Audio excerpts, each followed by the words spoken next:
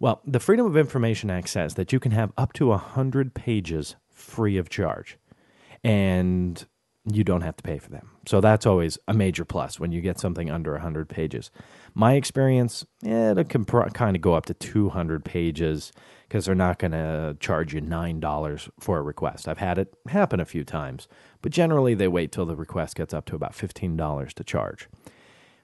Then the waiting game starts, though. After you file that initial request and you understand where the money is going to go, and I'm sorry, you have to stipulate, I should say. You have to stipulate the amount of money that you are willing to commit to this request in the letter.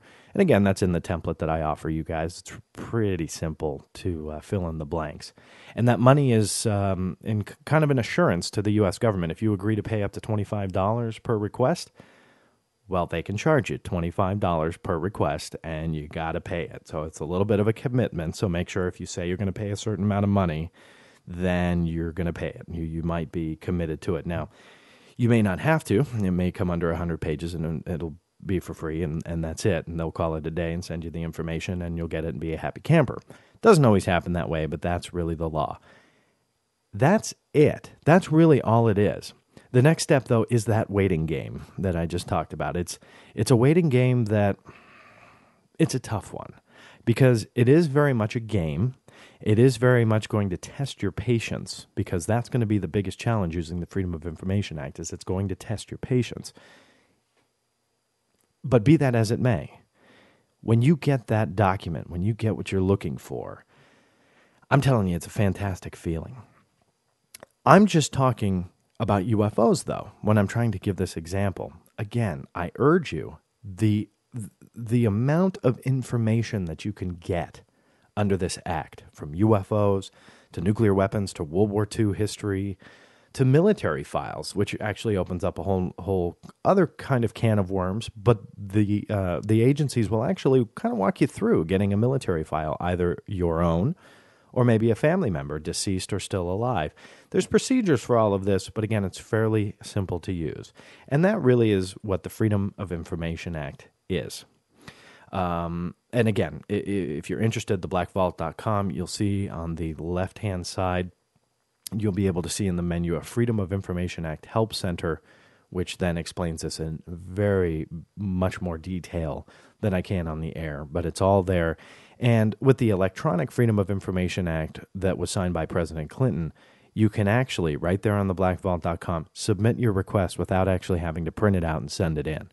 That's a very cool feature that's very rare out there on the internet, that I programmed in all of the email addresses for every agency that I know of that will accept the Freedom of Information Act via email. So it won't even cost you 30+ cents to send out the letter. And sure enough, you'll get that response. So check it out. I urge you all to do that. Oh, let's see. Let's hit another question here. D from L.A., from Los Angeles, California. D, she asks, do the U.S. government documents give you the smoking gun? What do you find when looking at the material? Well, D, I'm assuming that you're asking about the UFO phenomenon.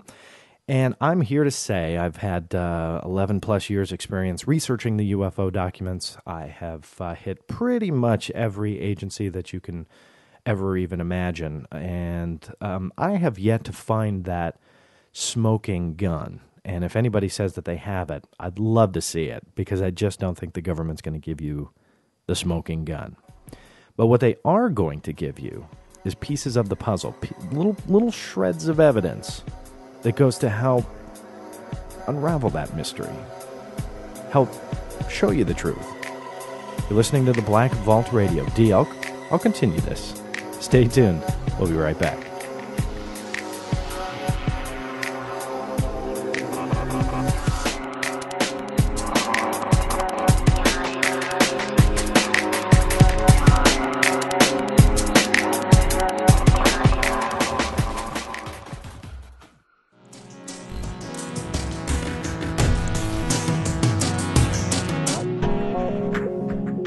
Welcome back. This is the Black Vault Radio. I am your host, John Greenewald Jr., and I am hitting the mailbag, hitting all your questions, all your comments. Well, I'm not going to read the comments.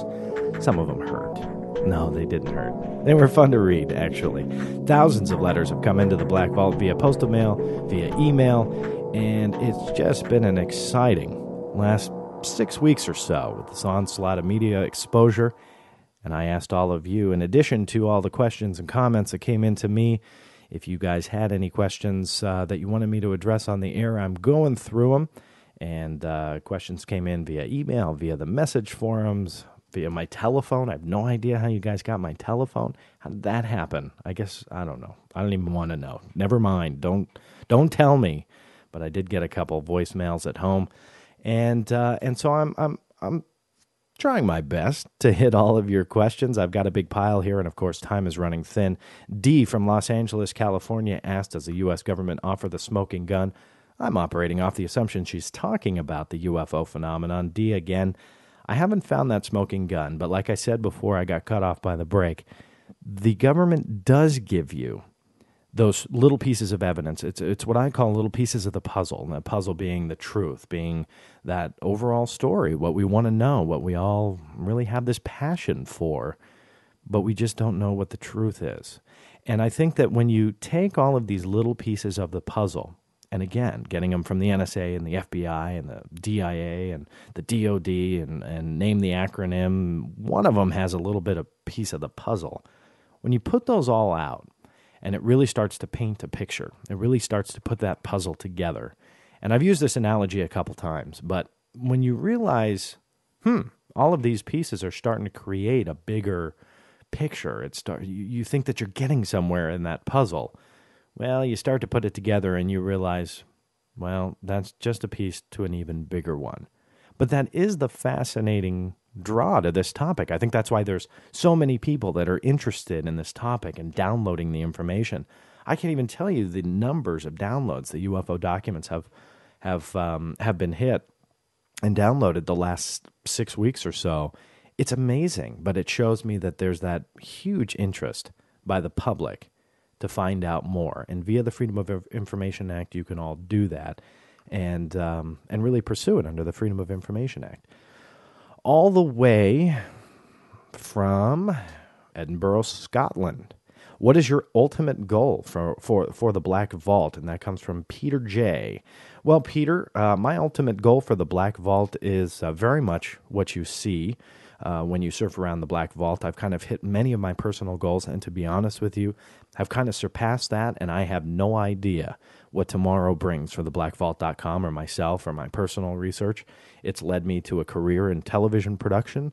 I don't know if in Edinburgh, Scotland, you get the History Channel, and you may. I know they have a History International, but I don't know the scheduling of some of my programs on that network. But if you ever watch the UFO Files series, to name a few, I've been responsible for UFO Hunters, Texas's Roswell. One of the newest ones was Alien Encounters. That was a show that I did with Ted Phillips. There's been a few others that you can see, and even non-related ones, The Prophecies of Iraq, which I had a lot of fun producing. That was actually one of the first ones that I produced by myself and was able to write the full show going back a couple years ago. I believe that is still airing, so you'll be able to check that out right there on the History Channel. And so that's all thanks to the Black Vault. That's thanks to, getting into this. Ask me 11 years ago when I was a 15-year-old punk kid writing the U.S. government for information, if I'd one day become a television producer and actually making these things for these networks, I'd say you're absolutely nuts. Here I am, 26-year-old, still a punk kid, but I am a television producer nonetheless and making these programs and having a lot of fun bringing them all to you. So my ultimate goal, in short, I have no idea anymore. It's just gotten a lot bigger size-wise than I ever imagined, popularity-wise than I ever imagined, and hopefully it keeps growing, and hopefully I keep getting surprised every couple weeks or so when something new happens, or I get a fantastic letter from a visitor to the Black Vault and having the information really kind of interest them and really it kind of makes it all worthwhile. An anonymous question came in, does the Freedom of Information Act even work anymore after 9/11? Well, I don't know who I'm addressing, but I can say that it absolutely does. And I believe that I've already addressed this per se, that it really